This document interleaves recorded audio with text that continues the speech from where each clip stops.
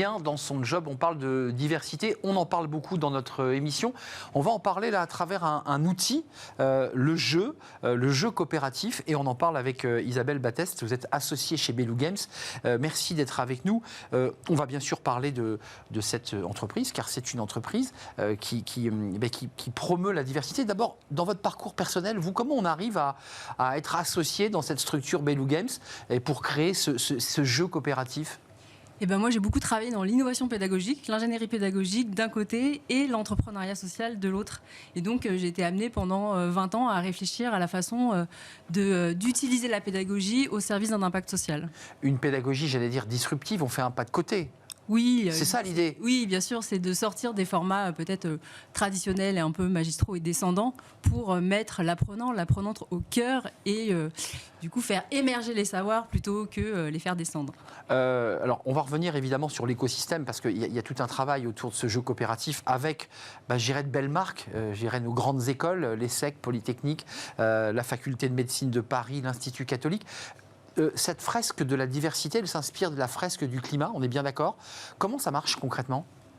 Eh bien, concrètement, c'est un atelier de 3 heures qui est animé par une personne qui a été spécifiquement formée à son animation pour un petit groupe d'une dizaine de personnes. Et comme pour la fresque du climat, c'est un atelier qui s'appuie sur des cartes dont les participantes s'approprient pour faire émerger un raisonnement. Et à la différence de la fresque du climat, comme nous chez Bellu Games, on crée des jeux.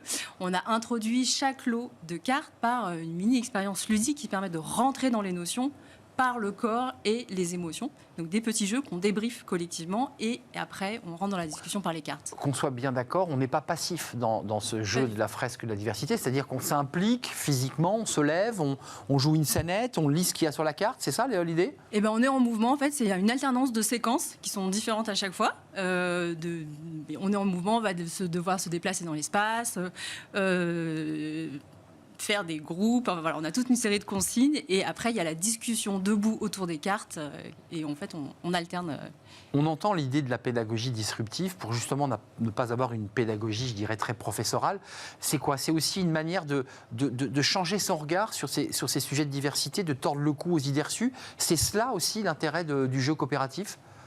L'idée, c'est surtout de pouvoir créer un cadre de discussion sécurisé, apaisé sur des sujets qui sont polémiques, difficiles, dont on a souvent une appréhension très personnelle et qui est difficile de dépasser l'idée qu'on s'en fait et de se rendre compte que parce qu'on crée un cadre d'échange où tout le monde peut s'exprimer librement et aussi comment on crée les conditions pour que l'écoute soit possible, de se dire comment on dépasse les difficultés qu'on a et pour débattre de façon apaisée. Et là, c'est ça l'enjeu. Je dirais la difficulté et la force du formateur, c'est justement de libérer la parole. C'est-à-dire, grâce à l'outil, ensuite, la parole se libère, c'est bien cela ?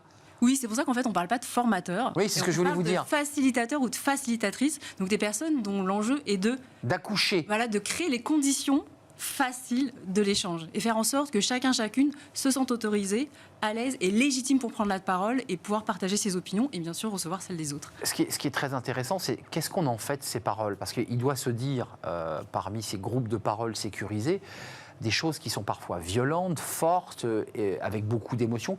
Qu'est-ce qu'on en tire et qu'est-ce qu'on en fait de tout cela ? Eh ben, pour moi, l'enjeu clé, c'est de pouvoir comprendre que chacune, en vivant une même situation, on ne peut pas en avoir la même lecture. On est tous chargés d'un vécu, d'une singularité, exactement, de nos biais, mais de notre histoire, de notre éducation, qui fait qu'en fait, la première source de conflit, c'est de penser que la personne qu'on a en face de nous, qui vit une même situation, en a la même lecture et la même perception. Et le cadre qu'on crée, c'est de pouvoir créer cet échange-là et de pouvoir, de façon apaisée, se dire nos singularités, nos perceptions propres et de prendre conscience ensemble des filtres qu'on a qui font que, effectivement, on vit des choses différemment. Et si on se met d'accord sur le fait qu'à la base, on n'est pas d'accord, ça nous permet de nous rapprocher et d'avancer les uns vers les autres. Et de cheminer l'un vers l'autre. On voit quand même dans l'esprit de Bellu Games, qui est, je leur dis, une entreprise qui fabrique des jeux, qui réfléchit à ces concepts, et vous en êtes une des chevilles ouvrières. Vous visez le public des jeunes, des étudiants. Mais pas que. Mais vous ouvrez aussi au public de l'entreprise. Oui, nos principaux clients sont des entreprises. D'accord. On travaille principalement pour des organisations. Et on crée des jeux à la demande pour résoudre des problématiques qui sont variées, des problématiques généralement de formation, de sensibilisation. C'est ce que je voulais vous dire, c'est à la fois il y a ce jeu sur la diversité, et là on voit qu'évidemment il peut éveiller les consciences de ces jeunes étudiants d'écoles prestigieuses. En entreprise, ça se passe comment ? La parole se libère aussi facilement que quand on est dans un groupe d'étudiants. Comment ça se passe ? Parce qu'il y a évidemment les biais, il y a la hiérarchie, c'est pas si simple. Non, c'est pas si simple, effectivement. Et c'est vrai qu'avec chacun de nos clients, on discute sur les conditions, les messages à faire passer en amont. Pourquoi l'atelier, à quoi ça sert. On essaye d'en dire aussi le moins possible parce que je crois beaucoup à la démarche inductive aussi, effectivement, au fait que à partir de ce qui va se jouer, chacune fera émerger ce avec quoi il ou elle peut repartir. Mais en fait, c'est pas très différent. La fresque de la diversité, elle se joue pas très différemment de la façon dont elle se joue dans les écoles pour les élèves. Il y a des moments, parce que c'est un sujet, vous le dites, sensible, et j'imagine qu'à travers le jeu, vous pointez du doigt, vous appuyez là où ça fait mal. Il y a des blocages, il y a des moments de tension, il y a des moments où le groupe s'arrête, où il faut faire une pause, il y a des moments où il faut arrêter de se parler. C'est pas si simple. Non, c'est pas si simple, mais justement, ça c'est le talent de la personne qui a été formée pour l'animation de cet outil. C'est-à-dire de pouvoir créer les conditions d'expression et d'accueil, surtout sans jugement. Enfin, des jugements, on en est même malgré nous, en permanence. Oui, bien sûr. Mais l'idée, c'est de pouvoir juste les conscientiser, les retenir avant de les exprimer. Et de se dire, pendant 3 heures, expérimentons ça.